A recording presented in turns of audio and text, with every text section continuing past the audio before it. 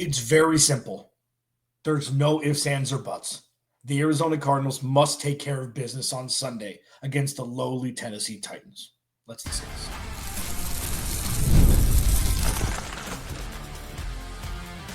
You are Locked On Cardinals, your daily Arizona Cardinals podcast.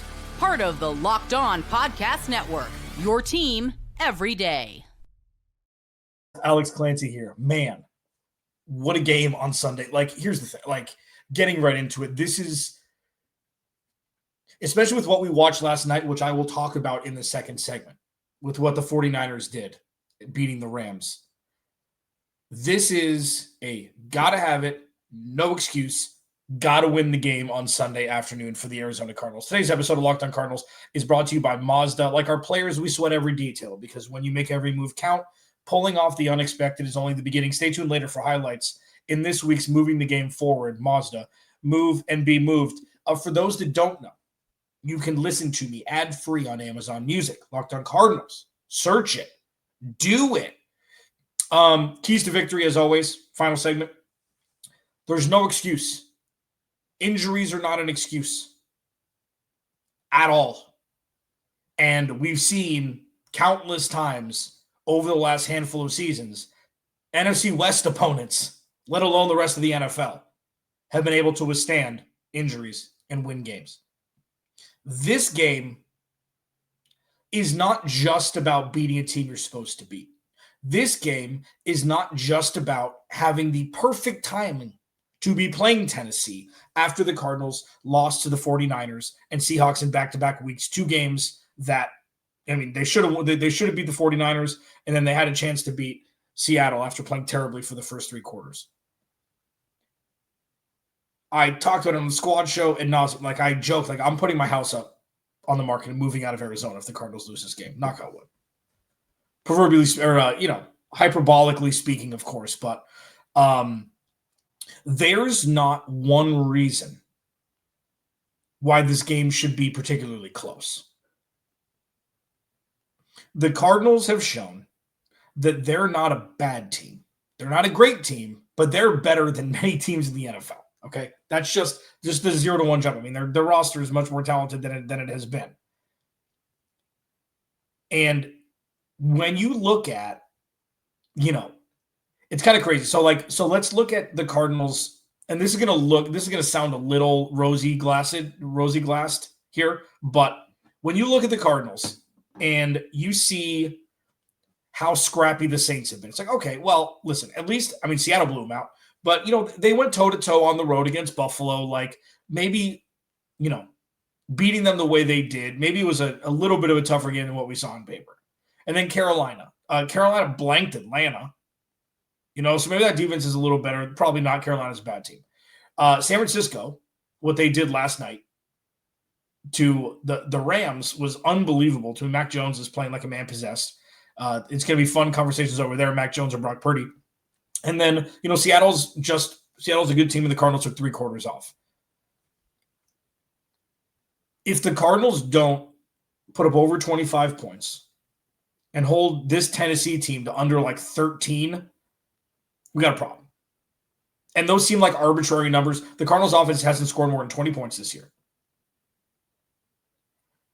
I could see another defensive touchdown in this game. Cam Ward is he's in not the best spot right now. This has nothing to do with the young man, the number one overall pick. You've seen flashes from him. I had Tyler Rowan, one of my buddies on, locked. He happens to be one of my buddies. That's not why I had him on. We did crossover Thursday yesterday. He's Locked On Titans host.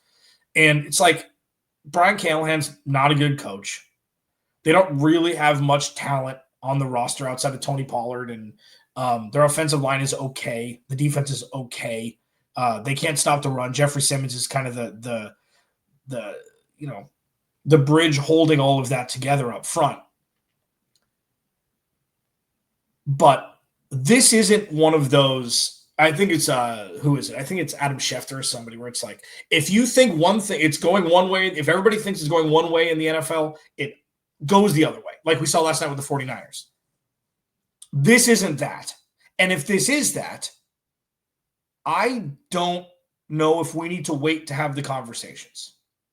If the Cardinals don't win this game, the conversations will start to be had. Like, not the clock is ticking, not, oh, let's wait it out through the bye week. No.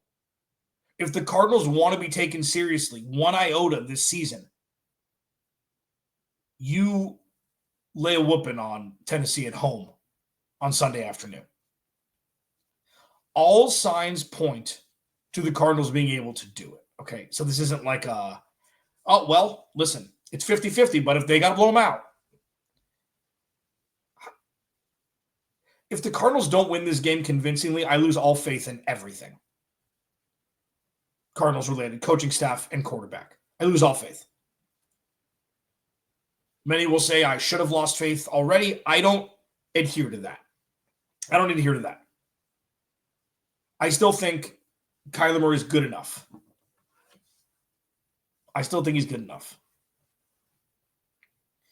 I still think Jonathan Gannon is more than good enough. Nick Rallis, absolutely good enough. Drew Petzing, he's the closest thing to not good enough that we've seen. Let's put it this way. If the Cardinals going up 27-3 and then ending up holding on 27-22 against Carolina, and the Cardinals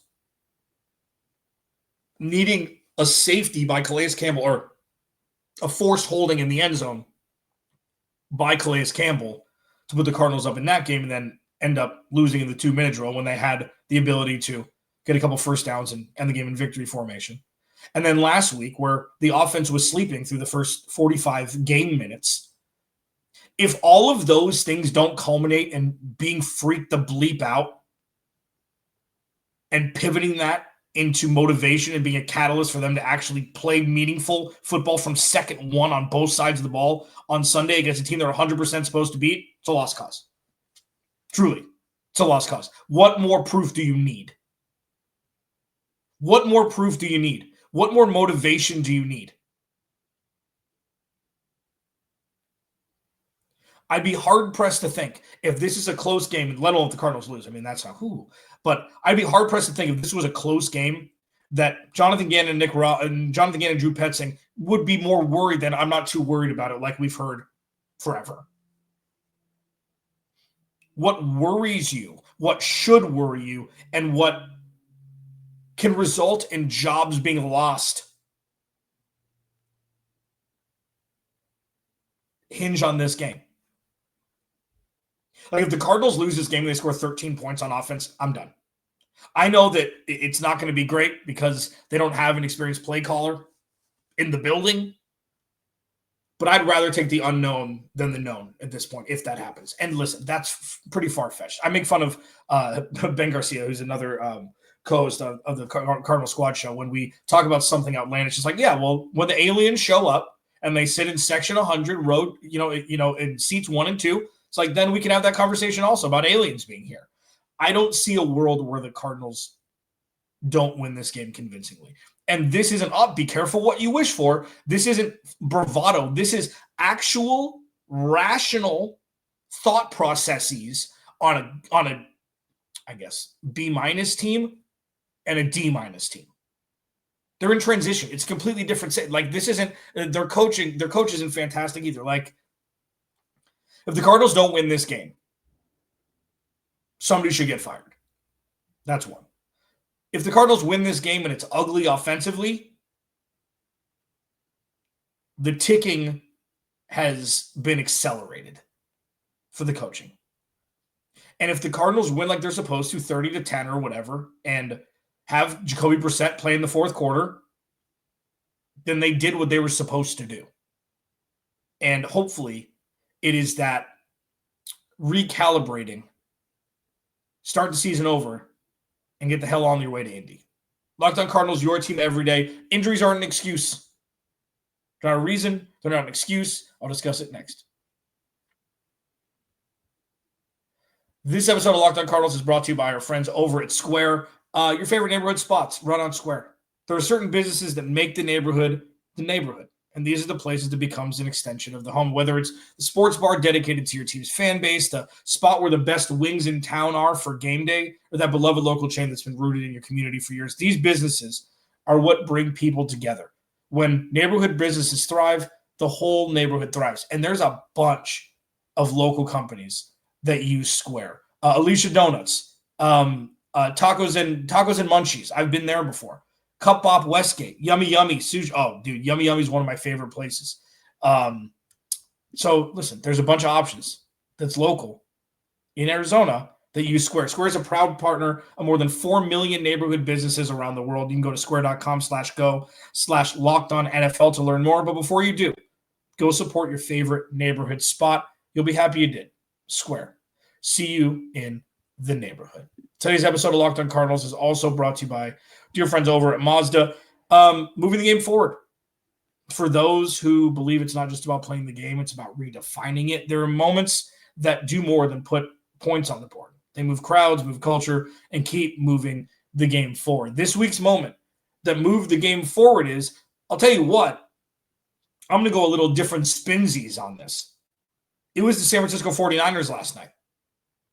That moves the game forward. They were depleted offensively, defensively, still found a way to win a game on a short week against a division opponent who was supposed to beat them by 2 scores. That's what moves the game forward. Winning without excuse, irrespective of who's actually healthy playing on the field. When you follow what moves you, the unexpected is only the beginning. And just like there's more to every highlight, there's more to a Mazda vehicle. Mazda, move and be moved. Please go to the YouTube channel. Search Locked On Arizona Cardinals. Hit that subscribe button, man. You know the drill. I may be doing Saturday Q&As. I haven't decided yet. I did one this past Saturday. Had a pretty good turnout, which I appreciate. Thanks for taking some time, when you're not working, to watch me spew out of my big dumb face. Injuries are no excuse. Ever. Ever. So the 49ers get a win in overtime last night. This isn't a glossing the 49ers segment. This is a mindset segment. Okay, Darius Robinson won't play. James Conner, Trey Benson, out. Walter Nolan hasn't seen the field yet. Bijan Ojulari hasn't played in Lord knows how long. It'll be going on 2 years soon. Garrett Williams. Doesn't matter. Go. Will Johnson's healthy. He'll be back. I mean, healthy, quote unquote. I don't think any NFL player is fully healthy at this point. But what we saw last night was a team that was down all of their starters pretty much, aside from the offensive line. Like Ricky Pearsall, Brandon Ayuk, George Kittle, Nick Bosa. I mean, Fred Warner's there. I think Fred Warner's only missed 1 game in 9 years, I think they said. And they just figured it out. Kendrick Bourne, Demarcus Robinson, Marquez Valdez-Scantling, and Mac Jones, who couldn't walk for half the game. The fact that the Cardinals are down James Conner and Garrett Williams and Trey Benson, yeah, it's not ideal. And well-coached, well-schemed teams know how to win games regardless of who's wearing the uniforms. All of these players are grown, incredibly athletic men who are playing at the highest level, okay? So obviously it's going to be a little bit more difficult opponents when they go to Indy and then at home against Green Bay before their bye week, but I don't want everydayers to think, oh, the season's lost, they got injured. It's kind of a defeatist mentality, which I understand because of the organization that which you are a fan of. It's been the rule and not the exception to the rule. But it was inspiring last night to watch the 49ers. It's like, it can be done. And what the 49ers have done over the last handful of years, they've drafted a lot of they've done a lot of terrible things in the draft. They paid a lot of money to guys who get injured constantly, and yet they still win a whole bunch of games, make the playoffs, etc. So if there's ever a woe is me situation as a Cardinals fan, watch last night. It doesn't have to be that way. It doesn't have to be that way. And this gives opportunity for the coaches to rewrite the ship. The problem is Like the differentiator is, Kyle Shanahan, say what you want about him. I think, he's fine. He's won a bunch of games. He's one of the best offensive scheme guys out there. He just figures it out. Doesn't matter who's wearing the uniforms. Same with Sean McVay. Doesn't matter who's wearing the uniforms. They put together, and that one thing was kind of disconcerting last night. It's not even that the 49ers were decimated by injury on offense. It was more like, if Kendrick Bourne can get open that much, why can't Marvin Harrison Jr.? If Kendrick Bourne can get open that much, why can't Michael Wilson? I guess maybe he's a better comp. And I know Kendrick Bourne and Mac Jones they played a couple years together in New England, but it's like, who cares? The Rams defense was pretty much healthy. So why were they able to do it? That was the biggest indictment last night. Like, man, I wonder what Kyle Shanahan can do with this offense. So when you look at the current state of the Arizona Cardinals, the Cardinals right now have significantly more talent on the field than what the 49ers rolled out last night.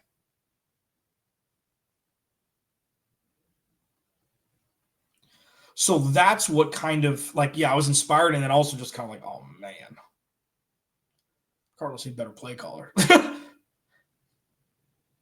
I think it's going to be very telling on Sunday. This could 100% be that restart, the recalibration, putting that thermometer in cold water to get it back to 32 or whatever it is. The Cardinals need to absolutely pull the restrictor plate off and put up a 40 burger. Tennessee's defense hasn't been terrible. They held Houston to 6 points for, I think, 2.5 or 3 quarters last week. I know the offensive line for the Texans is terrible, but, it's the Cardinals need to absolutely take what happened in Carolina when they're up 27-3 and go into overdrive as opposed to going into neutral, cruise control. And I think it'll happen because if it doesn't, adjustments aren't in the dictionary of the Arizona Cardinals coaching staff. There's been so much that we've experienced from this team this year that should be made into a cocktail of don't do this stuff again. And this is a perfect opponent to be able to do it against and completely right the ship. Keys to victory. Next, Locked On Cardinals, your team every day.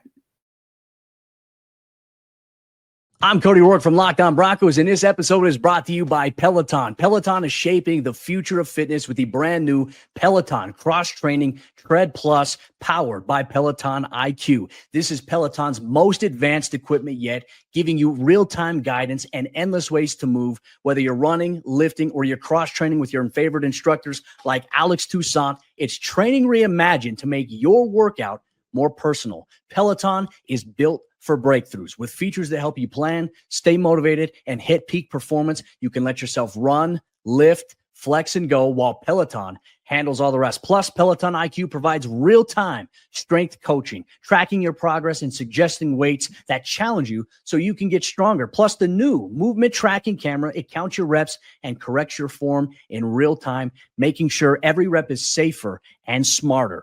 So let yourself run, lift, flex, push, and go. Explore the new Peloton Cross-Training Tread Plus at onepeloton.com. Welcome back, Locked On Cardinals.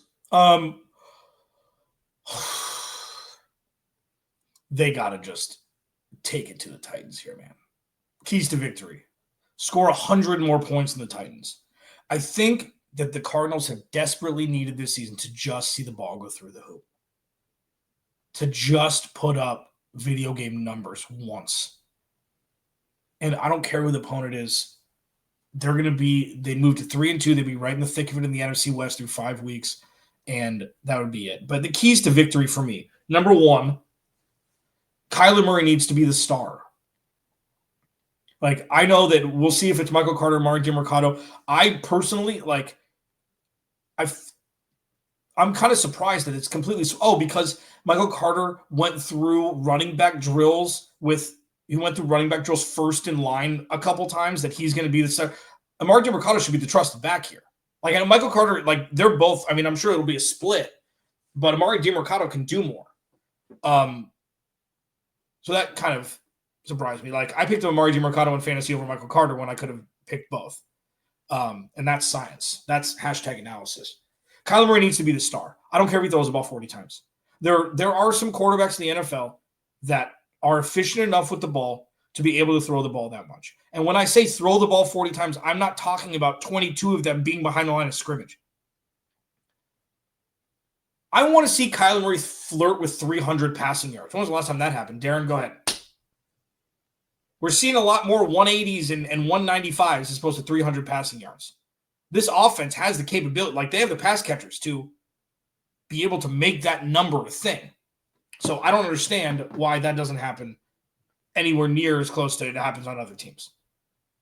So Kyler Murray needs to be the star. Kyler Murray needs to be the star. And then secondly, unfortunately, this has been the most important thing because the offense has been terrible, is just, you want Cam Ward to have nightmares about this game. Like, I know he's mobile. He's got a great arm. By all accounts, he's a great, young man, smart kid. Like, this is the one where it's just like, hey, you didn't score all 4 quarters last game. You ain't scoring all 4 quarters this game either. Like, this is a perfect time for a defense to tee off on an average to below average offensive line, a poorly coached team, and a team without that many, skill position players outside of Tony Pollard. Tyjae Spears is going to be back this game. But, come on. This should be a game where defense, I picked up Arizona's defense and I'm starting them. You can see a defensive touchdown here. This is just like for the Cardinals offense where you got to put up some points. This would be the Cardinals haven't really taken the ball away as much as we would have thought initially. Like, they had 2 against Carolina. They had a pick last week. But,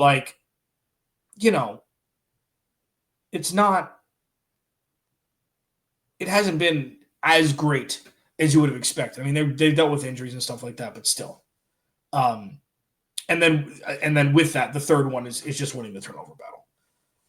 Like, this is something that, while the defense has done their part, I think they've given up the 5th or 6th least amount of points in the NFL. The offense just needs to capitalize on the extra opportunities. I sound like a broken record. I've been talking about it all offseason. Talking about the season so far.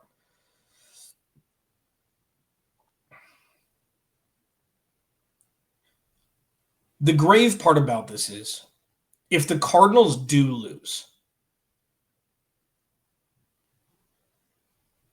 truly everything is on the table. And this isn't like, the straw that broke the camel's back, death by 1,000 cuts. This is an atomic bomb that broke the camel's back. Now, I don't think it's going to happen. I think they're going to win pretty handily. But if they struggle and you win like 17-13 or something like that, it's just like,